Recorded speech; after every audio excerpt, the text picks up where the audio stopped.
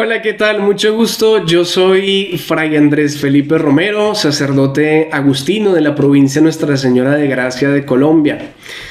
Am, Se me ha pedido el favor de hacer una introducción al significado de el jubileo y ahorita dentro de poco este jubileo en concreto que se va a celebrar el año 2025, el jubileo de la misericordia. ¿Para quién?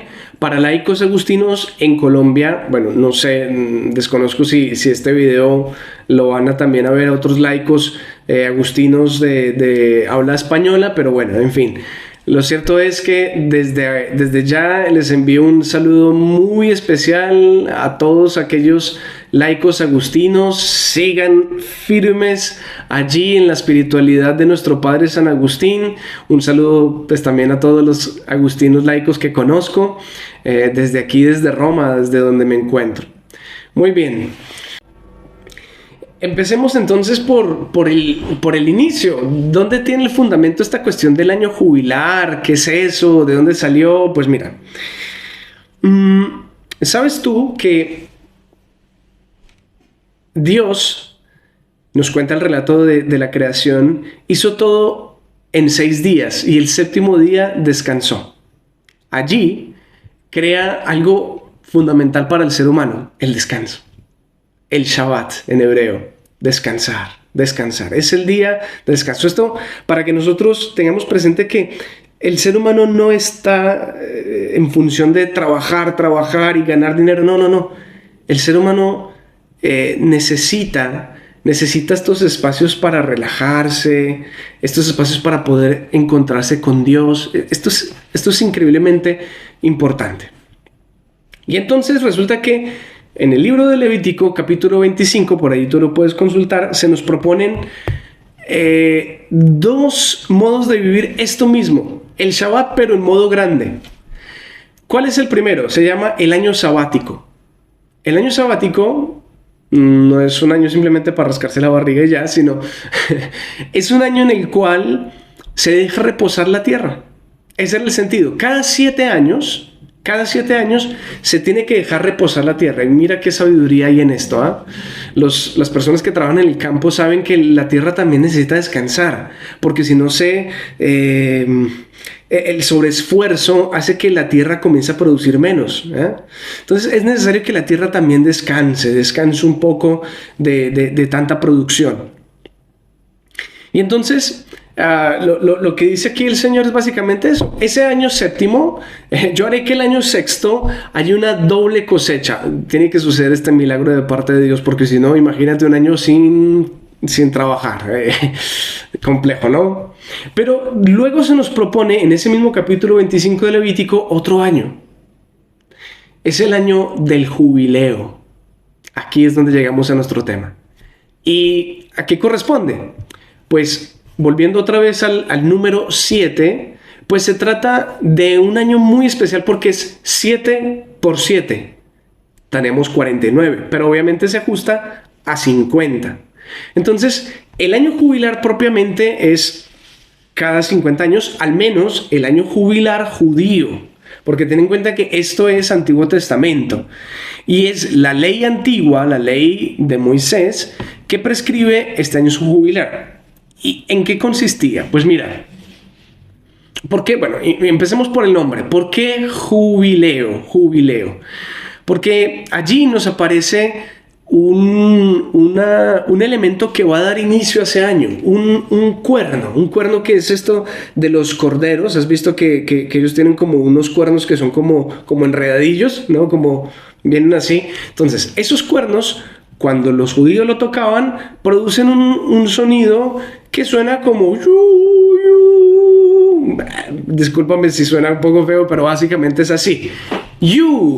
Pues así se llama ese instrumento. Yovel en hebreo. Yovel, y de allí va a venir jubileo o jubileo. Yovel, jubileo.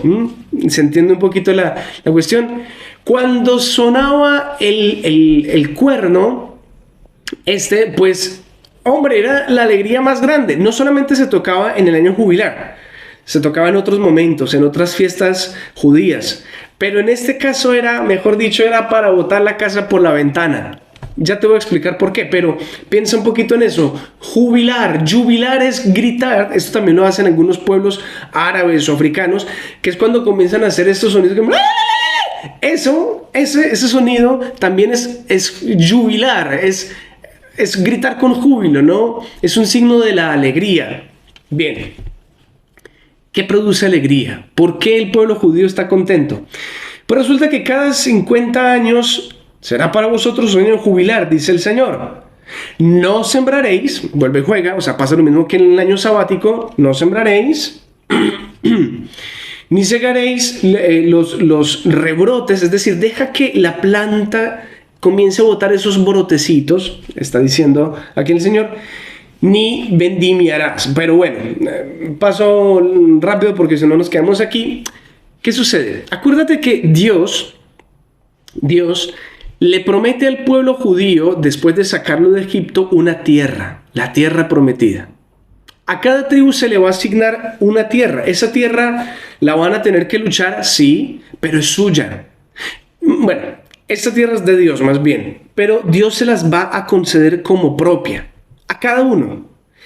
Y el judío tiene un sentido de la tierra muy fuerte. De hecho, actualmente, no creas, eso tiene esta guerra que está sucediendo en Israel, entre Palestina y los israelíes actualmente. Mira, tiene muchísimo que ver con esto que te estoy diciendo. El sentido que tienen de la tierra es increíble, precisamente por eso, porque Dios fue el que prometió la tierra. Entonces, por cosas de la vida, mira, esto pasa con todo el mundo. A veces la tierra que tenemos la terminamos vendiendo, cometemos malos negocios, terminamos por allí supremamente endeudados, o en esta época terminábamos en esclavitud, vendiéndonos porque ya no teníamos con qué pagar las deudas o lo que tuviéramos, entonces nos tomaban por esclavos. Y entonces para eso llega este año jubilar, donde todas las deudas quedan saldadas. Donde si tú habías vendido tu tierra, esa tierra que Dios te había dado, tú la recobras. En realidad, la tierra no dejaría de ser mía, siempre será mía y volverá cada 50 años, obviamente, mía y de mis hijos y de mis hijos, ¿no? Entonces, ese era un poco como el sentido. ¿Cuántas veces se celebró el año jubilar judío? Y quiero que quede muy claro esto de jubilar judío o hebreo, como lo quieras llamar. Pero ¿cuántas veces se celebró? No lo sabemos. ¿Por qué? Porque no se vuelve a mencionar en la Biblia. Se menciona solamente en este capítulo 25, luego vuelve y se menciona como en algún momento como que se volvió a celebrar, pero no nos especifica si esto se volvió a repetir. Ahora, la práctica de esto que te estaba diciendo es muy difícil. Es muy difícil. Porque, pues, es decir, tantos negocios que se terminan haciendo cuando muere una persona, cuando hay varios herederos, etc. Es muy difícil, ¿no?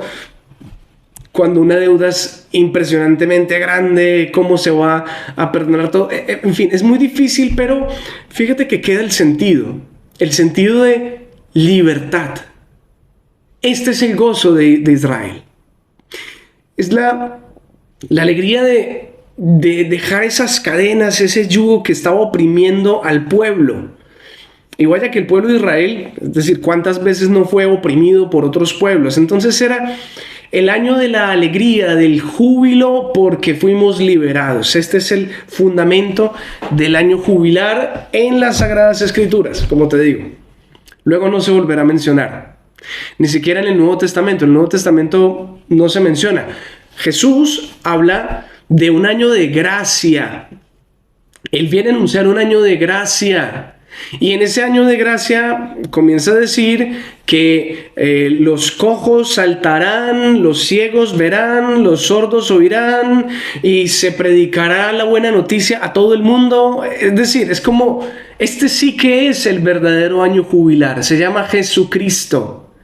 Jesús es nuestro verdadero júbilo como cristianos. Él mismo, Él, con el Espíritu Santo, ha venido a traer la alegría eterna. Él.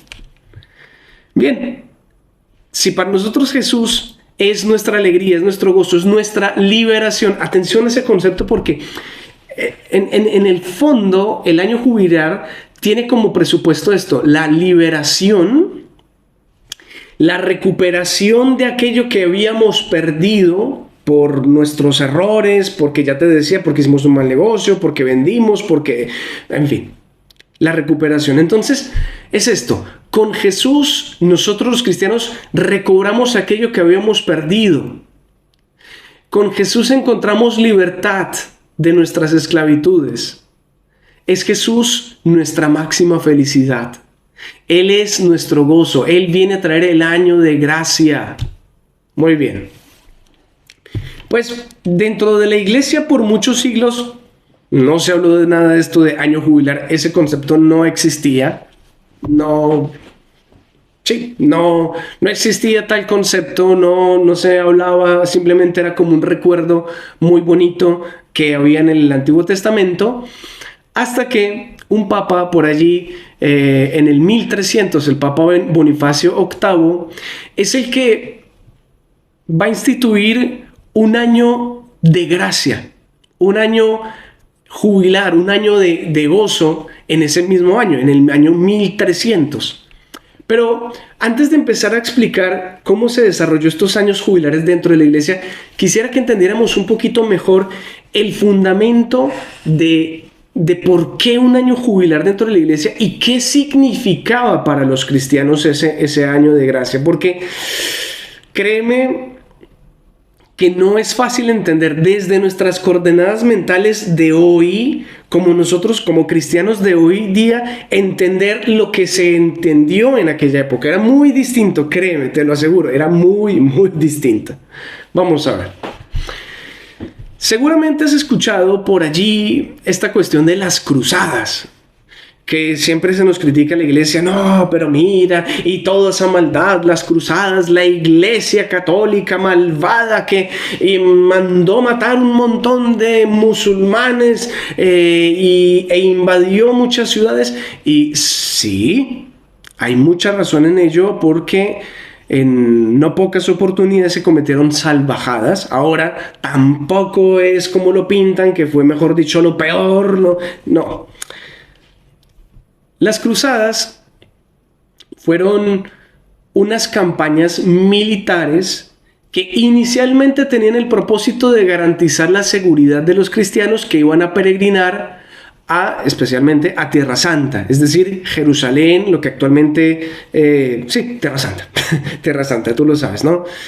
¿Por qué garantizar seguridad? Precisamente porque muchos musulmanes y también pillos por el camino, pues se aprovechaban de los peregrinos cristianos que pues iban indefensos, no iban en pos de guerra, simplemente iban a visitar el lugar donde nació Jesucristo.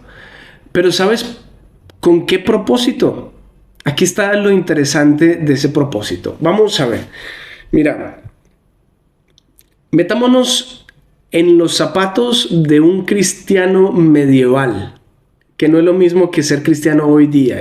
Son épocas muy diferentes.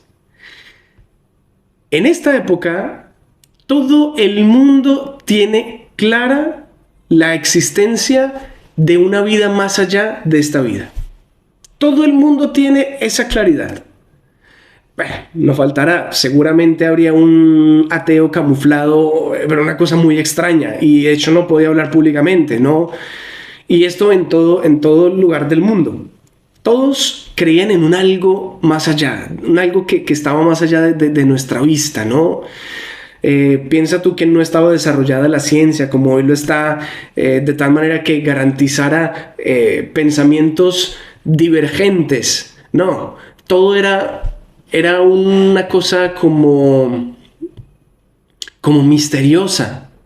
Los grandes fenómenos que sucedían, la tierra, su funcionamiento, la naturaleza, cómo funcionaba todo, era siempre un misterio. No se entendía todo como hoy día, que nosotros explicamos cada cosa, cada fenómeno que hay, le tenemos una explicación. No, en esa época, no. Todo hacía parte de un gran misterio.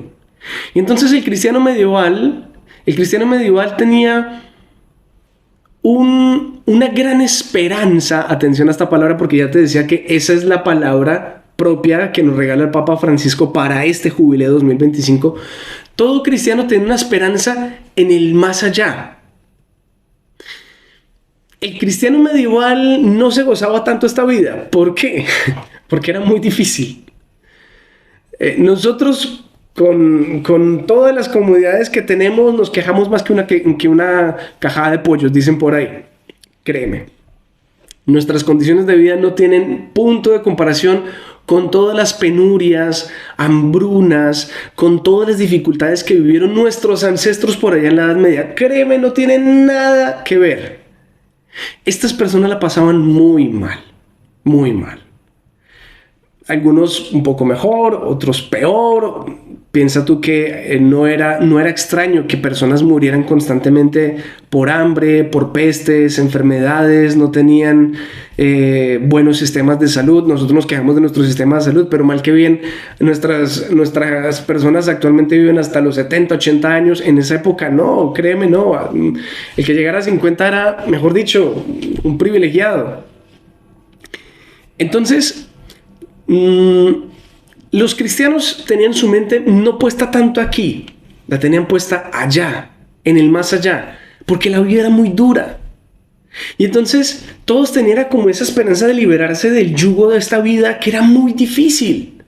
Entendían que todo era producto también de su pecado, es decir, por nuestra propia culpa estamos cargando unas penas todo el tiempo.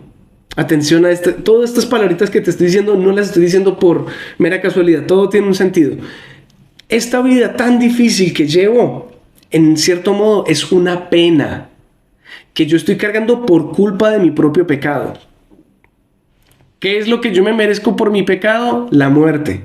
Eso es lo que nos dice las Escrituras.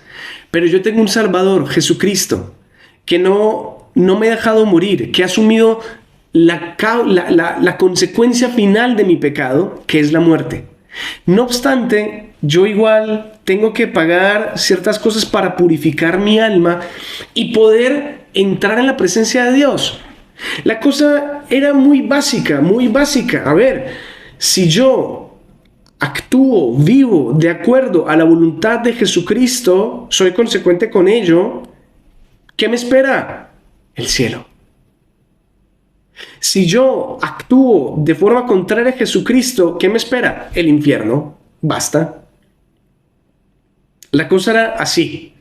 Evidentemente también ya se tenía claro el concepto del purgatorio, ya el concepto de un lugar donde tú... A ver, está claro que o eres un santo aquí en la tierra o cuando mueras tendrás muchas cosas que purgar. Es decir, hay muchas cosas, hay muchos apegos. Todos tenemos apegos.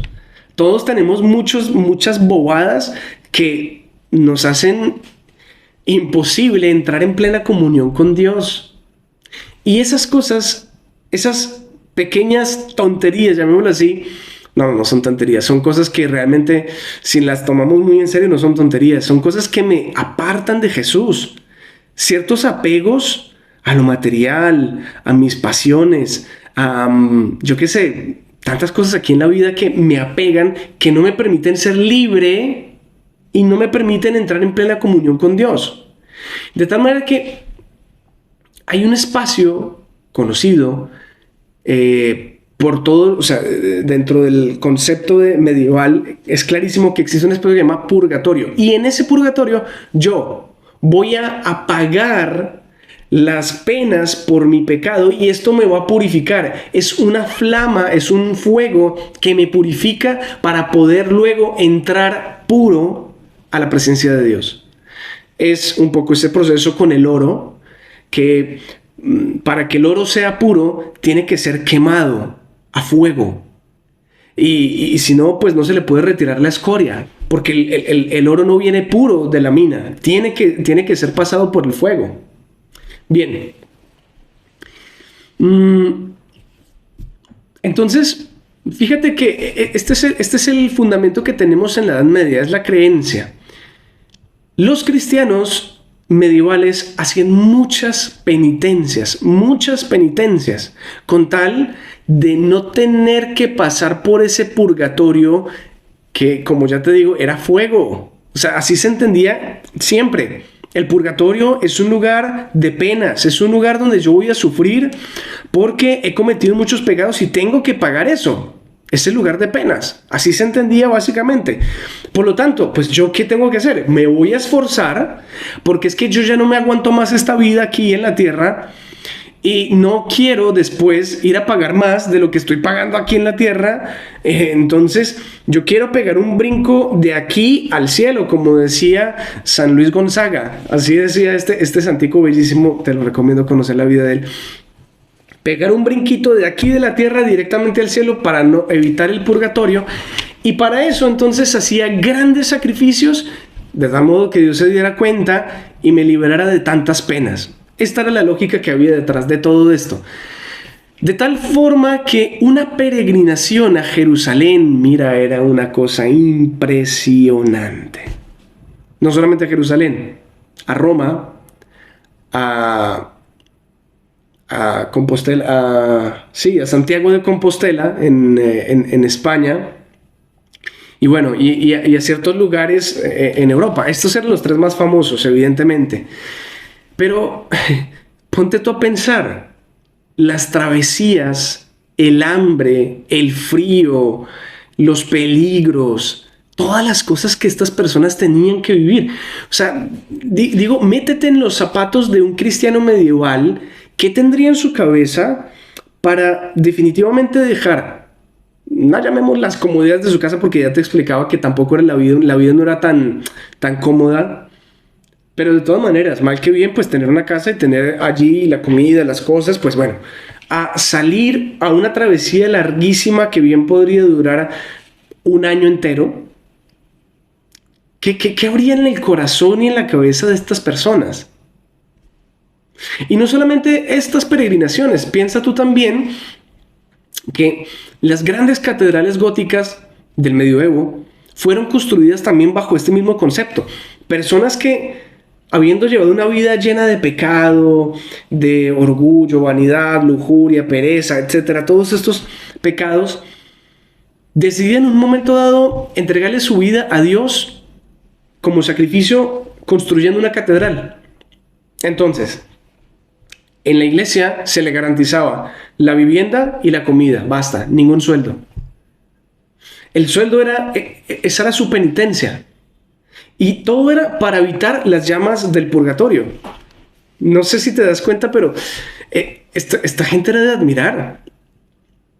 Esta gente era de admirar y la fuerza, el coraje, las convicciones que tenían estos cristianos eran increíbles. O sea, nuestras convicciones, nuestra fuerza de voluntad comparada con la de estos ancestros nuestros, mira, años luz, años luz.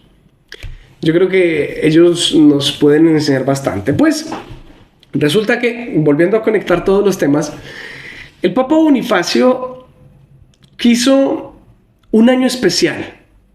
Un año especial lo instituyó para que muchos cristianos pudieran encontrar esas mismas gracias que podían encontrar haciendo una gran peregrinación, encontrarla un poco más cerca. Era el año jubilar.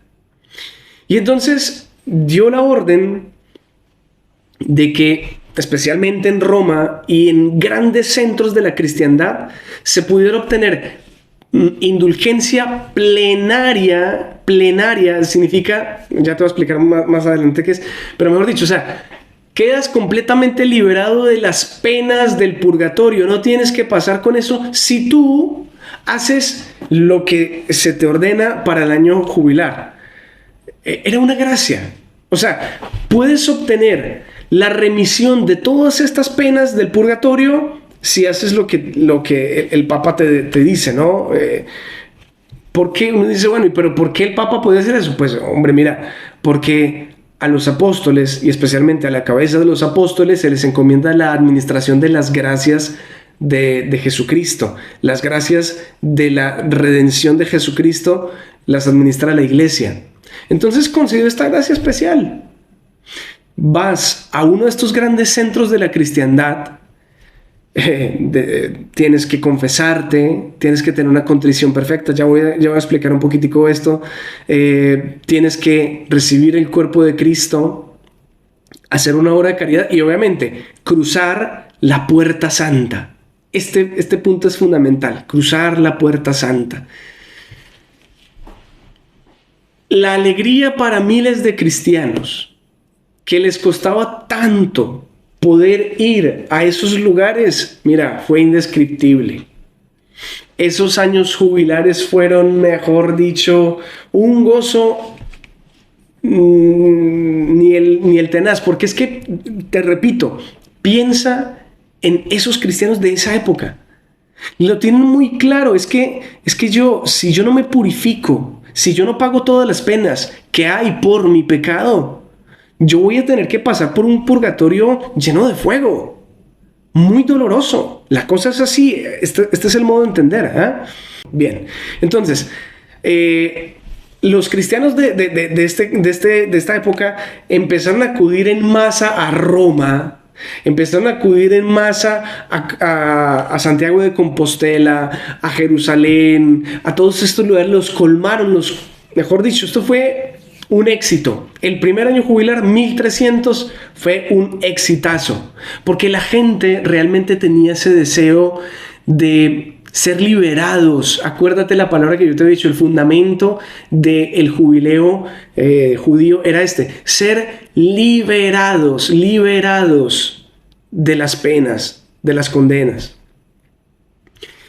Muy bien, resulta, pasa y acontece que el Papa Bonifacio VIII había instituido esto cada 100 años. Al inicio fue cada 100 años. Fue la orden. Es decir que pasamos de 1300 a 1400. Esto no era una cosa de todos los días. Era algo extraño, o sea, cada 100 años. De tal manera que al menos estas dos generaciones pudieran asistir, ¿no?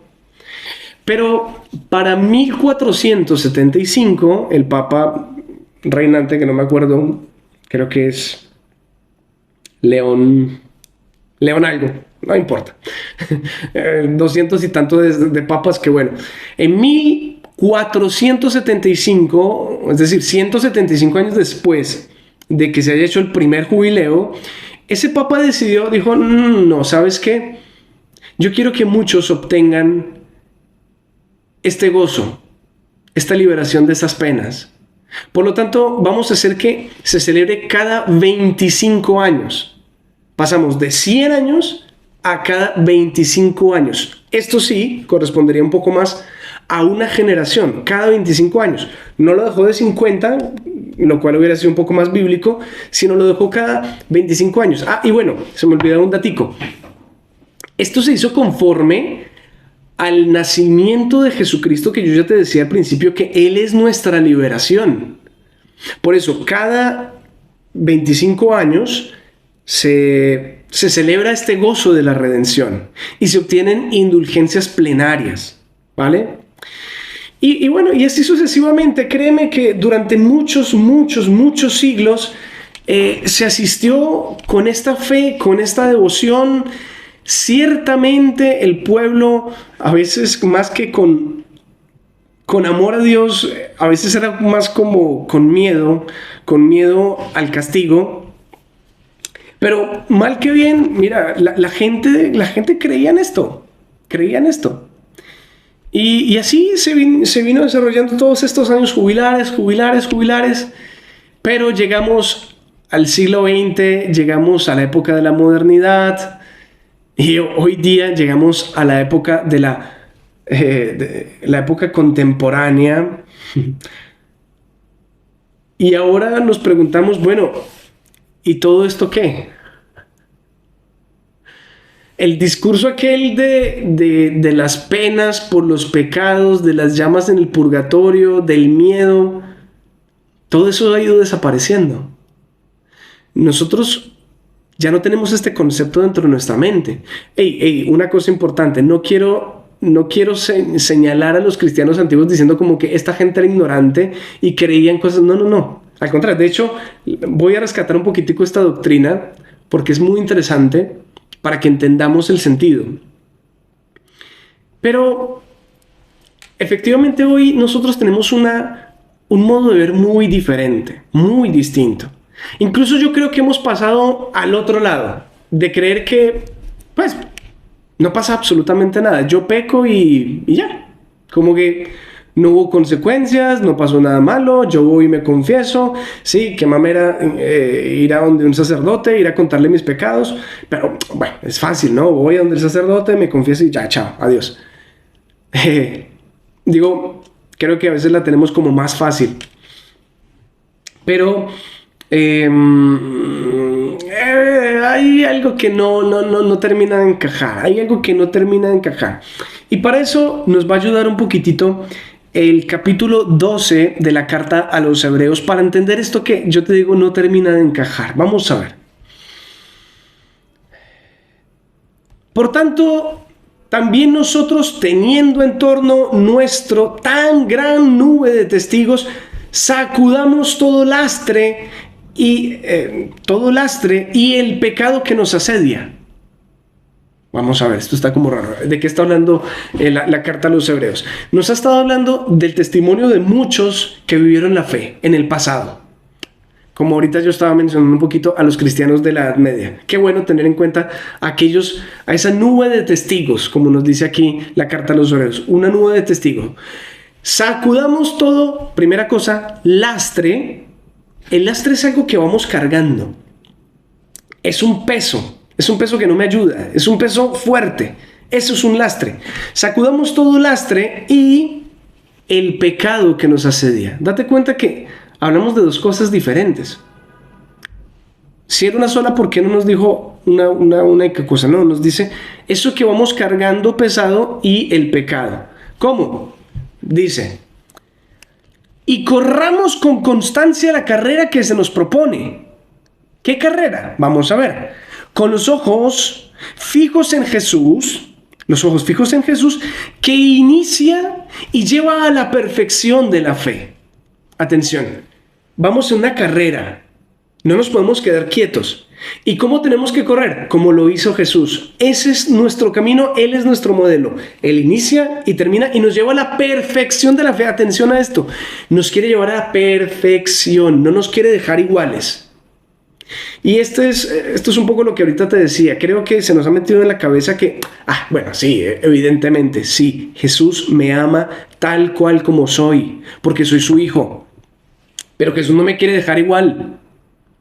Jesús me ama como soy, pero me quiere perfecto, me quiere mejor, me quiere grande.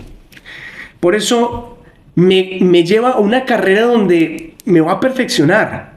Dice, Él, Jesús, en vista del gozo que se le proponía, atención a esto, en vista del gozo que se le proponía, algo futuro, el gozo que se le proponía, ¿qué hizo? Soportó la cruz.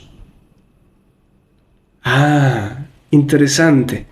Soportó la cruz sin miedo a la ignominia, es decir, la humillación, sin miedo a ser humillado, a todas las cosas horribles que le hicieron.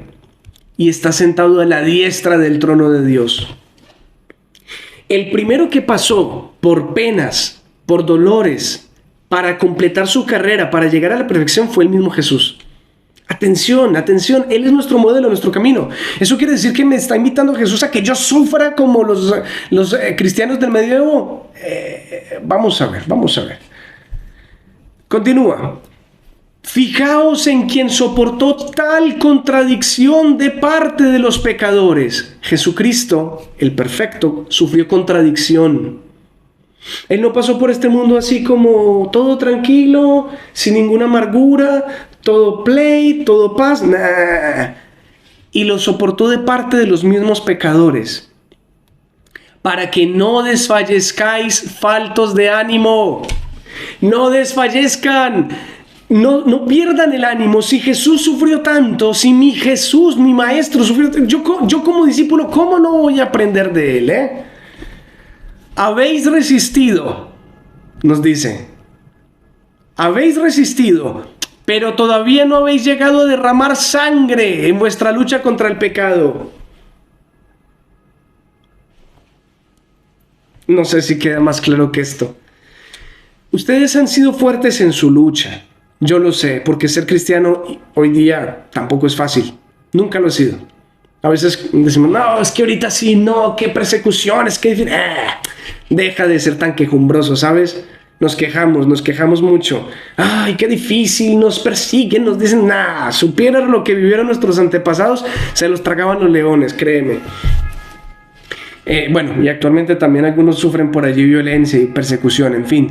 Pero habéis resistido, sí, pero todavía no habéis llegado a derramar sangre en vuestra lucha contra el pecado. No te quejes tanto.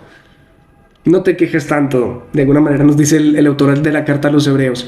Y no se trata pues de que todos tenemos que sufrir castigos, sangre, vejaciones, no. Pero, hey, no te quejes. ¿Habéis echado en olvido la exhortación que se os dirige como a hijos? ¿Se les olvidó lo que se nos decía como hijos, como hijitos? Vamos a volver a ser niñitos. A ver, ¿qué se nos decía? Hijo mío, no menosprecies la corrección del Señor. ¿Qué? Hijo mío, no menosprecies la corrección del Señor. ¿Cómo así? ¿Dios me corrige? Que sí. Ni te desanimes cuando te reprenda. Dios me reprende. El Señor me reprende. Si mi papá, mi mamá me reprendieron, ¿por qué Dios no lo va a hacer? ¿Qué es que acaso es manco o qué? ¿Qué es que acaso no es un papá? A veces confundimos a Dios con un abuelito. Un abuelito vive enamorado de sus nietos. Pero este no es un abuelito, es un papá. Y un papá corrige. De hecho, así continúa. Dice, pues el Señor corrige a quien ama y azota a todos los hijos que reconoce. Esto es cierto. Fíjate, bueno, hoy día la psicología nos dice, no hay que pegarle a los hijos, ese no es la moda. Y hay razón, realmente hay gente que es exagerada, hay gente que si fuera por ellos meterían a sus hijos entre llamas de fuego, los meterían en el purgatorio, pero a ver, Dios no castiga ni con pan ni con rejo. Nuestro propio pecado nos hace vivir las penas. Las consecuencias de nuestros pecados bastan. Y continúa, dice, es decir, sufrís para corrección vuestra. Atención a esto. Atención, la pena que nosotros vivimos por nuestro pecado tiene ese propósito. Sufrís para corrección vuestra. Esto que estás viviendo es para tu propia... sí, para tu propia santificación, créeme. Bien, continúo. Dice... sufrís para corrección vuestra, pues Dios os trata como hijos. Dios os trata como hijos. ¿Conocéis acaso algún hijo a quien su padre no corrija? Y fíjate que la palabra aquí, la mejor palabra que se utiliza es esta, corregir. No dice castigar, azotar. Bueno, que también a veces una palmadita bien puesta en el momento indicado salva a cualquier persona. Pero aquí se nos habla de corrección. Y la corrección se puede aplicar de muchas formas. Dios corrige de muchas maneras. Piensa en el hijo pródigo.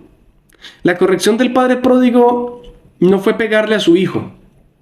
Su corrección fue hacerle sentir vergüenza por todo lo que había perdido. ¿Y cómo le hizo sentir vergüenza? A punta de besos, a punta de abrazos, a punta de acogerlo. Así dice el capítulo 17 del profeta Ezequiel. Al final de ese capítulo, cuando le está reclamando a Israel que se ha comportado como una, perdona la palabra, pero así dice, como una prostituta, se ha prostituido, ha traicionado al Señor, dice al final, por ahí en los versículos 50 y tanto, comienza a decirle, pues ¿sabes qué voy a hacer contigo? Te voy a perdonar. ¿Para qué? Para que sientas vergüenza, para que te dé pena, para que te duela en el alma. A veces el amor de Dios duele más que 1000 azotes. El amor de Dios a veces es más doloroso que muchas cosas porque sentimos que no merecemos tanto.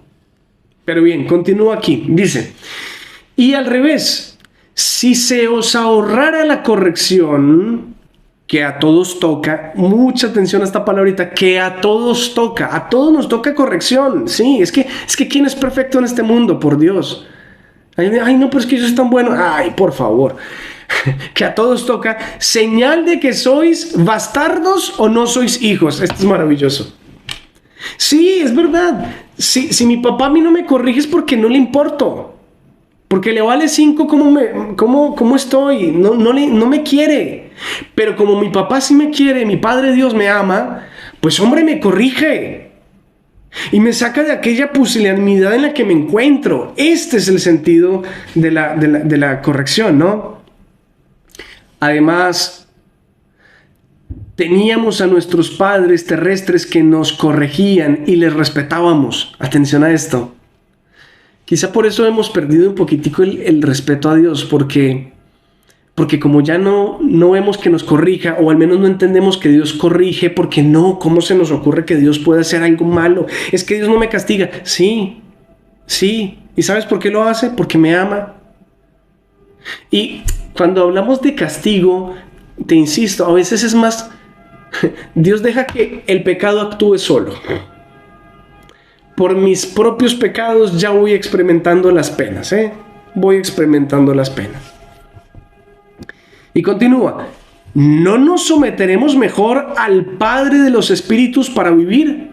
Es decir, si yo me dejaba someter a la corrección de mi papá por respeto a él, ¿cómo yo no me voy a someter al Padre de los Espíritus, a mi Padre Dios, si es que Él es mucho más perfecto?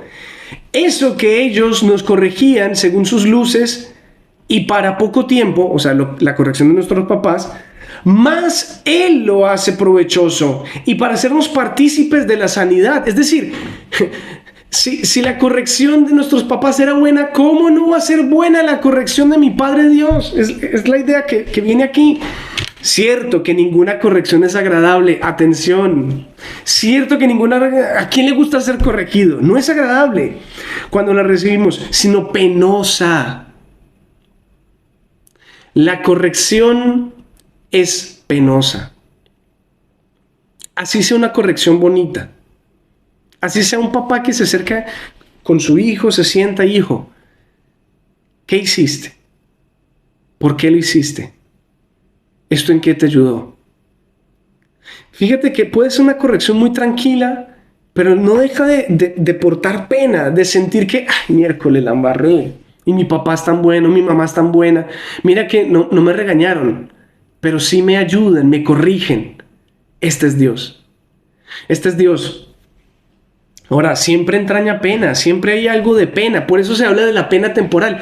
El pecado siempre deja una pena. Y esa corrección sirve para nuestra santificación. Esto es lo que tenemos que entender. La pena que porta el pecado no es agradable, pero me purifica. Ese es el purgatorio. Que lo puedo vivir aquí en la tierra como lo puedo ver ya después, ¿no? Esperemos que eso no nos pase, ¿no? Esperemos pegar un brinquito de aquí al cielo, como decía San Luis Gonzaga. Pero luego dice, ninguna corrección es agradable sino penosa, pero luego produce frutos apacibles de justicia a los que la han experimentado con paciencia. ¡Qué palabra, Los que viven la penitencia con paciencia, es decir, con paz, no con desesperación. ¿Pero por qué, Señor? Si es que yo soy tan bueno, ¿por qué me...? No, con paciencia, Señor. Acepto esta pena, acepto este dolor, esta enfermedad. Esto lo acepto con paciencia porque yo sé que tú a través de esto me vas a purificar, porque yo sé que a través de esto tú vas a sacar frutos de justicia. Qué lindo esto. Frutos de justicia apacibles. Qué lindo esto. Por tanto, robusteced las manos caídas, las rodillas vacilantes y enderezad vuestros pies por los caminos tortuosos, para que el cojo no se descoyunte, sino más bien se cure. Es decir, deja de ser un vacilante, deja de ser ahí un enclenque. No, levántate, párate, ponte de pie. Este es el verdadero cristiano. no una persona ahí sin fuerza, no. El cristiano es el que se levanta para caminar, para peregrinar, para ir a buscar a Dios si es necesario, el que hace penitencia, el que es fuerte, el que es robusto. Perdóname, pero es que este capítulo no tiene pierde. Continúa aquí diciendo: procurad la paz con todos y santidad, pues sin ella nadie verá al Señor. ¡Wow! Para ver a Dios, ese gozo que esperamos todos, esa esperanza a la cual todos estamos llamados, ¿qué se nos pide? Procurad la paz con todos, no andes peleando, no andes allá armando trifulca con todo el mundo, y la santidad, sé santo. Velad para que nadie se vea privado de la gracia de Dios, para que ninguna raíz amargue y retoñe ni os turbe, no sea que por ella llegue a infeccionarse la comunidad. Me detengo en una cosita acá. Velad para que nadie se vea privado de la gracia de Dios. Esto fue lo que hicieron los papas. Que nadie se quede sin la gracia de la remisión de sus penas. Hay un acto maravilloso que se llama año jubilar que me libera de mis penas. Pues velad para que nadie se quede sin esa gracia especial que me libera del castigo por la infidelidad. Nos enseña la carta a los Hebreos que efectivamente existe una pena, y es una pena saludable porque me quiere purificar. No es una pena eterna, fruto del pecado mortal. Es una pena fruto de mi pecado que me ayuda a purificarme. Ahora, si yo vivo esta experiencia del jubileo con fe, como me la exige la iglesia, yo puedo purificar mi vida. Esas penas tú las notas en tu forma de ser, ¿sabes? El pecado va dejando unas huellas en tu forma de ser. Cuando tú te has habituado a un pecado, eso te deja unas costumbres, unos hábitos que no son tan sanos. Y hay que buscar ir purificando todo esto, porque no puedes, como nos dice aquí, el que no es santo no puede ver al Señor. El que no es santo no puede ver al Señor. Nos dice aquí la palabra de Dios. Bienaventurados los puros de corazón, porque ellos verán al Señor, dice Jesús. Y es así. Entonces tenemos que purificar nuestro ser para poder contemplar a Dios. Y para eso la iglesia nos ayuda. Para eso están estas ayudas de gracia que son las indulgencias plenarias. Pero, aquí yo quiero hacer una salvedad, y era aquí donde a mí me costaba tanto entender, ¿sabes? Ya ahorita lo entiendo un poquito mejor y me encantó entenderlo, porque me ha dado esperanza el tema que nos da el Papa Francisco. Gracias a Dios tenemos un año de la esperanza. Mira, fíjate que te estaba diciendo que el pecado nos deja un lastre que tenemos que purificar. Tenemos que ir limpiando con tesón, con fortaleza, esas malas tendencias que tenemos. Y nosotros tenemos que tomar decisiones para ir purificando aquellas cosas, ¿no? Dejar esos hábitos, esas malas costumbres que nos van inclinando cada vez más hacia el mal, e ir dejando todo eso. Eso es algo que yo puedo hacer. Y a mí me sonaba un poquito como extraño el hecho de que, a ver, yo simplemente me confesaba, recibía la Eucaristía, hacía una obra de caridad y basta. Y ya recibí una indulgencia y ya me liberaba de las penas. Yo decía, no me suena tan claro aquello. O sea, como hacer una cosa tan simplona, perdóname decirlo así, pero algo tan fácil, y ya esto me liberó de todas las penas que me dejó el pecado. Sabes que yo lo voy entendiendo ya ahorita un poquito mejor. No se trata tanto de esto, ¿sabes? Todo el tiempo yo tengo que estar purificándome día a día de mi pecado. Pero cuando la iglesia me da este saludable remedio, más allá de que ya por hacer esto ya me quedé libre de ese lastre, de esa tendencia que me dejó el pecado, de lo que me libera es algo mucho más profundo. Hay unas huellas en el alma que nosotros no somos capaces de ver. A lo largo de nuestra vida, por nuestro pecado, nosotros nos hemos afeado. Esto nos lo explica San Agustín. El pecado nos va haciendo perder la belleza de Dios. Nos vamos volviendo feos espiritualmente.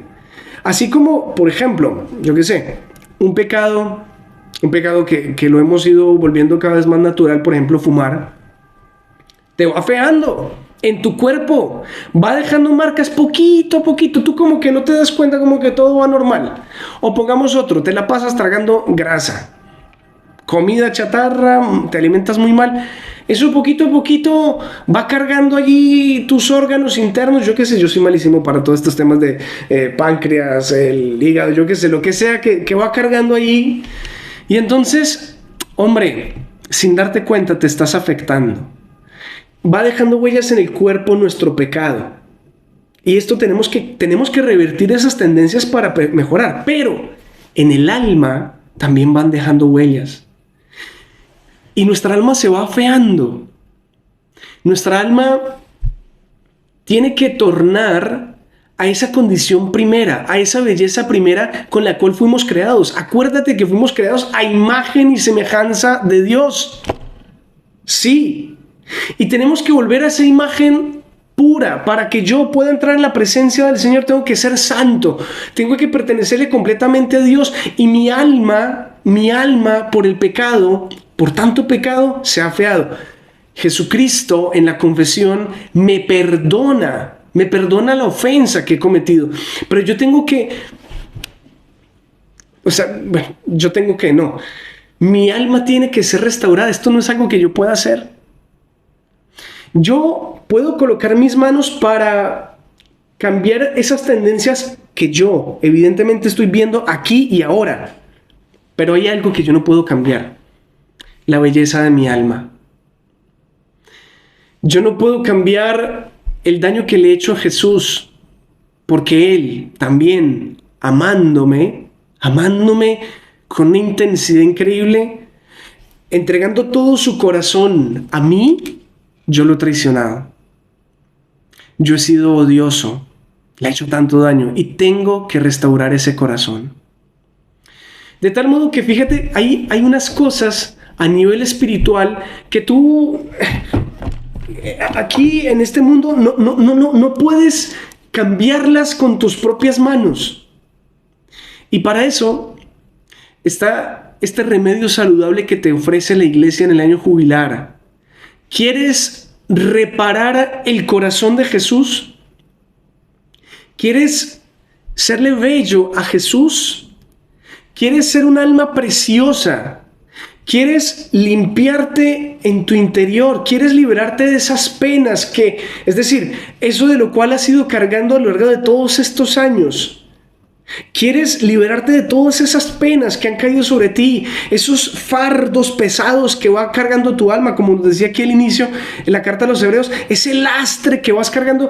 ¿Quieres liberarte? ¿Quieres embellecerte? ¿Quieres ser puro, bello ante Dios? Y que es algo que tú no puedes hacer con tus propias manos. Mira, hay un remedio, hay un júbilo, hay una liberación. Hay una cosa que se llama indulgencia plenaria. Y con ello Dios te va a liberar. Dios va a remitir todas esas penas. Dios va a quitar todas esas consecuencias que hay de tu pecado. Te va a embellecer. No esperes al purgatorio. Tienes un momento tan hermoso como es el jubileo. Y no solamente el jubileo, hay muchas penitencias que tú a lo largo de tu vida tú puedes ir haciendo. Cosas diarias, pequeños sacrificios. Puedes hacerlo. No desaproveches la oportunidad para agradar a tu Dios, para ofrecer pequeños sacrificios de amor, para restaurar el corazón de Jesucristo herido de amor por tu pecado, por tus culpas.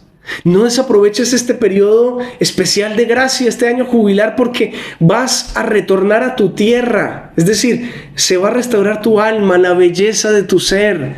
De nuevo serás imagen de Dios.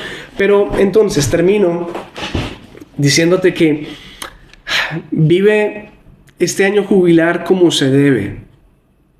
Vívelo como se debe. que implique esfuerzo. Porque a veces, a ver, yo qué sé, está bien, sí, vienes a Europa y quieres conocer, pero entonces termina todo aquello convirtiéndose en un plan de turismo.